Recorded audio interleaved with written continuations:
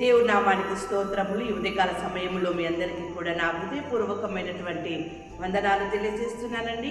ఈ దినము దేవుడు మీతో మాట్లాడుతున్నటువంటి మాట ఏంటంటే, యెహోవా మాటలాడుచున్నాడు. దేవుడు ప్రతి మనుషునితోని మాట్లాడి ఉన్నాడు. అయితే ఈరోజు మీకు తెలియజెప్పుచున్న మాట, యెహోవా మాట్లాడుచున్నాడు. ఎవరితో మాట్లాడుతూ ఉన్నాడు? దేని గురించి మాట్లాడుతూ ఉన్నాడు? దేవుని బిడ్డలారా, చూడండి, వాక్యం సెలవిస్తూ ఉంది కదా. ఇక్కడ ఆదికాండము 6వ అధ్యాయము 12వ వచనములో వాక్యం ఈ రీతిగా ఉంది. భూమి మీద సమస్త శరీరులు తమ మార్గమును చెరిపివేసుకొని ఉండిరి గనుక నా సన్నిధి వారి అంతము వచ్చి ఉన్నది. ఇదిగో వారిని భూమితో కూడా నాశనము చేతును. ఏమండి, ఈ మాట ఎవరితో మాట్లాడుతూ ఉన్నాడు దేవుడు? వాక్యం మనం చూసుకున్నట్లయితే యెషయా గ్రంథం 1వ అధ్యాయం 2వ వచనంలో వాక్యం ఈ రీతిగా ఉంది. యెహోవా మాట్లాడుచున్నాడు, ఆకాశమా ఆలకించుము, భూమి చెవియొగ్గుము. నేను పిల్లలను పెంచి గొప్పవారినిగా చేసి తిని వారు నా మీద తిరగబడి ఉన్నారు. ఏమండి, అబ్రహాముతో మాట్లాడి ఉన్నాడు దేవుడు, ఇస్సాకుతో మాట్లాడి ఉన్నాడు దేవుడు, యాకోబుతో మాట్లాడి ఉన్నాడు దేవుడు, ఏలియాతో, ఎలీషాతో, హానోకుతో, మోషేతో, అట్లా భక్తులతో మాట్లాడిన దేవుడు ఈరోజు ఆకాశము ఆలకించుము, భూమి చెవియొగ్గుము అని చెప్పేసి సృష్టితో మాట్లాడుతూ ఉన్నాడు. సృష్టితో దేవుడు మాట్లాడడానికి అవకాశం ఎవరిచ్చారు అంటే ఆయన బిడ్డలే. ఎందుకు మాట్లాడుతున్నాడు ఆయన? ఏం చెప్తున్నాడు సృష్టికి అంటే, నా పిల్లల్ని పెంచి గొప్పవారిగా చేసి తిని వారు నా మీద తిరగబడి ఉన్నారు. నా పిల్లల్ని నేను పెంచాను, గొప్పవారిగా చేశాను, కానీ నా యొద్ద నుండి వారు ఆశీర్వాదం పొందుకున్న తర్వాత, గొప్పవారైన తర్వాత వారు నాకు తిరుగుబాటుతనమును చేస్తూ ఉన్నారు. నా మాట వినడం లేదు, నేను చెప్పినటువంటి ప్రకారం వారు జీవించడం లేదు. గనుక నా సన్నిధిని వారి అంతము వచ్చి ఉన్నది. ఇదిగో వారిని భూమితో కూడా నాశనం చేయుదును. అందుకే ఆకాశమా ఆలపించుము, భూమి చెవియొగ్గుము అంటూ ఉన్నాడు. వాటితో పాటు భూమి మీద ఉన్నటువంటి ఆయన బిడ్డల్ని కూడా ఆయనకు తిరుగుబాటు చేసిన వారిని నాశనం చేస్తానంటూ ఉన్నాడు దేవుడు. చూడండి, వాక్యం సెలవిస్తూ ఉంది కదా. దేవుడి యొక్క మాటలు ఏ రీతిగా ఉన్నాయంటే, ఆయనకి కోపము పుట్టించేదిగా ఉన్నారు ప్రజలు. ఆయన బిడ్డలు ఆయనకి కోపము వచ్చేదిగా, ఆయన హృదయం నొచ్చుకునేదిగా, ఆయన హృదయంలో నుండి శాపవచనము వెల్లడి అయ్యే రీతిగా వారు తిరుగుబాటు చేసి ఉన్నారు. దేవుని బిడ్డలారా, ఆయన రోషము కలిగిన దేవుడు.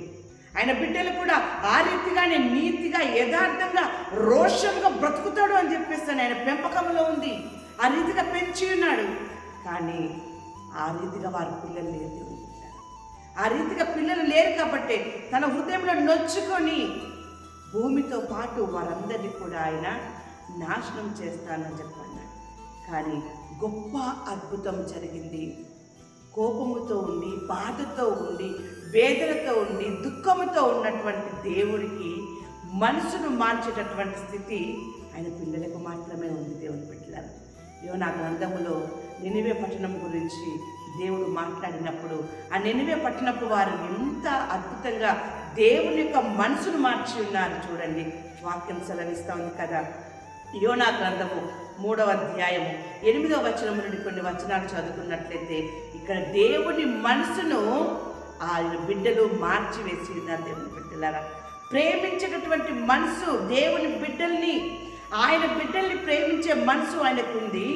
ఆ బిడ్డలు తిరుగుబాటు చేయడం వల్ల ఆ బిడ్డల్ని దండించాలని, కోపగించాలని, వారిని దూడ్చివేయాలని చెప్పి ఆయన అనుకున్నాడు. కానీ ఆ మనసును మార్చే ఆ స్థితి మాత్రము ఆయన బిడ్డలకే ఉంది. ఆయన బిడ్డలు చేసినటువంటి ఆ పనికి ఆయన ఎంత గొప్ప కార్యం జరిగించాడో చూద్దాం ఈరోజు. చూడండి, వాక్యం సెలవిస్తుంది కదా, ఒకవేళ దేవుడు మనసు త్రిప్పుకొని పశ్చాత్తాప్తుడై మనము లయము కాకుండా తన కోపాన్ని చల్లార్చుకొనుడు గనుక మనుషులు ఏది పుచ్చుకొనకూడదు, పశువులు కానీ ఎద్దులు కానీ గొర్రెలు కానీ మేతమేయకూడదు, నీళ్లు త్రాగకూడదు. మనుషులందరూ తమ దుర్మార్గములను విడిచి తాము చేయు బలాత్కారములు మానివేయవలెను. మనుషులేమి పశువులేమి సమస్తమును గోనెపట్ట కట్టుకొనవలెను. జనులు మనపూర్వకంగా దేవుని వేడుకొనవలెను అని దూతలు నెనివే పట్టణంలో చాటించి ప్రకటన చేసిరి. ఈ నెనివే వారు తమ చెడుతనములను మానుకొనగా వారు చేసిన క్రియలను దేవుడు చూచి పశ్చాత్తాప్తుడై వారికి చేయుదునని తాను మాట ఇచ్చిన కీడు చేయక మానెను. ఎంత అద్భుతం అండి! ఏమండి, వారు ఒప్పుకుంటూ ఉన్నారు, దేవా మీకు తిరుగుబాటు చేసి ఉన్నాము, మేము చెడుతనము చేసి ఉన్నాము, మేము ఈ విధంగా జీవించి ఉన్నాము, నిన్ను దుఃఖపరిచినాము, నిన్ను బాధపరిచినాము తండ్రి. మమ్మల్ని బట్టి అయ్యా ఆకాశమును భూమిని ఈ సృష్టిని నాశనం చేయకు తండ్రి, మమ్మల్ని కూడా మీరు నాశనం చేయకండి అని చెప్పి వారు తమ చెడుతనమును విసర్జించి తను తాను వారు తగ్గించుకొని దేవుని సన్నిధానంలో వారు గోజాడుచున్నారు, వేడుకుంటూ ఉన్నారు. ఆ రీతిగా దేవుడు ఆ యొక్క మాటల్ని విన్నపముని మొరని విన్న దేవుడు తన మనసుని మార్చుకున్నాడు. దేవుని బిడ్డలారా, చేస్తానన్నటువంటి కీడును చేయక మానెను. ఏం కీడు చేస్తానన్నాడు ఆ మనుషులకి? ఇదిగో వారిని భూమితో కూడా నాశనము చేతును అన్నాడు.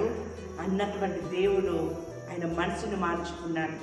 ఈరోజు దేవుని బిడ్డలారా, నీ కుటుంబం మీదకి దేవుని నాశనం ఉందేమో, నీ మీదకి దేవుని నాశనం ఉందేమో, దాన్ని నువ్వు త్రిప్పివేసుకో. దేవుడు మనసు మార్చుకునేటటువంటి భక్తి నీ జీవితంలో ఉండాలి. దేవుని మనసును మార్చేటటువంటి ప్రార్థన జీవితం నీలో ఉండాలి. దేవుని మనసును మార్చేటటువంటి క్రియలు నీలో ఉన్నప్పుడు నీ జీవితంలో దేవుని కార్యములు నీవు చూస్తావు. దేవుని బిడ్డలారా, నిన్ను బట్టి నీ కుటుంబాన్ని బట్టి దేవుడు సృష్టిని నాశనం చేయాలని సృష్టితో మాట్లాడుతూ ఉన్నాడు.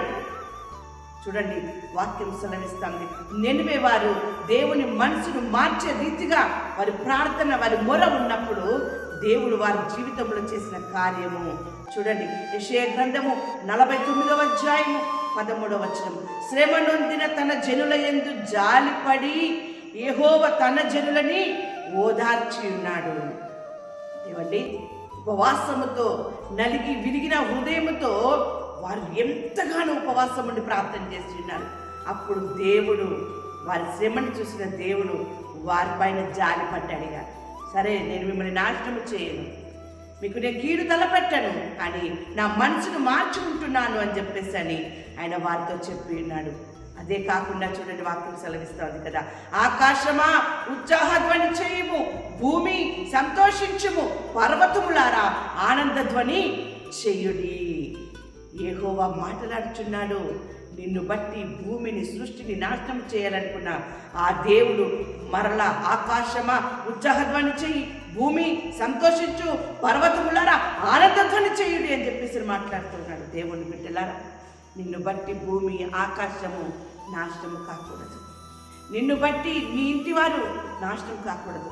నిన్ను బట్టి నీ చుట్టుప్రక్కల వారు నాశనం కాకూడదు. దేవుని బిడ్డలారా, ఈరోజు నీ భక్తిని బట్టి, దేవుడికి నువ్వు లోబడినటువంటి స్థితిని బట్టి నీ బిడ్డల దేవుడు జాలి పడతాడు. నీ కుటుంబమైన దేవుడు జాలి పడతాడు. నిన్ను నీ కుటుంబాన్ని ఆయన సజీవ సంఖ్యలో ఉంచి మిమ్మల్ని ఆయన నిండారుగా ఆశీర్వదించును గాక.